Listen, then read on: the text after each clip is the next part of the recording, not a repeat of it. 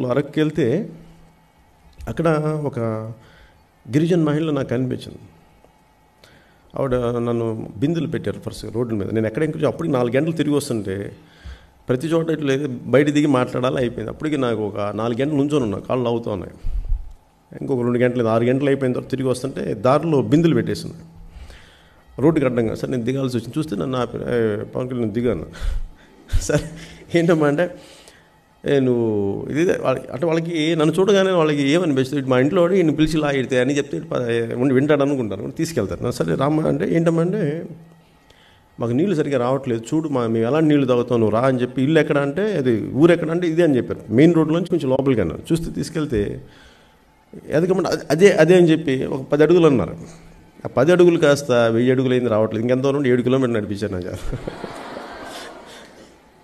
అని ఎందుకు చెప్తున్నాను, రోల్ మోడల్ కనెక్ట్ చేస్తున్నాను. వెళ్ళి లోపలికి వెళ్తున్నప్పుడు పాపం ఒక 70 ఏళ్ళు ఉండే ఆవిడికి. లోపలికి వెళ్తే ఊరంతా తిప్పారు. ఆ మట్టి ఎలా ఉందంటే జారిపోతుంది, ఎగుడు దిగుడు మధ్యలో జారిపోతుంటే నేను అన్నాను, నేను ఇంకా 2-3 సార్లు పడబోయా. ఏమ్మా మీరు పడరా అంటే ఇంకా వర్షం లేదు ఆ రోజున. ఎందుకు పడం బాబు, పడతాం అని చెప్పి మళ్ళీ నవ్వుకుంటాను. మళ్ళీ ఎందుకు తప్పదు కదా, మేము లేచి మళ్ళీ నడవాలని.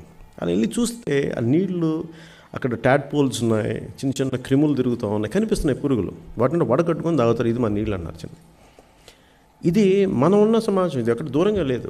ఆవిడేం అడిగింది తెలుసు, ఏం లేదు బాబు, కొంచెం నీళ్ళు కావాలి మాకు, మంచి నీళ్ళు ఇప్పించి బాబు, ఇంకేం వద్దు. అది కూడా ఇప్పుడు అడగలే, నువ్వు ఎప్పుడు గవర్నమెంట్ ఫామ్ చేశాక మా ఊరిని గుర్తుపెట్టుకు, అందుకు చెప్తున్నాను నీకు.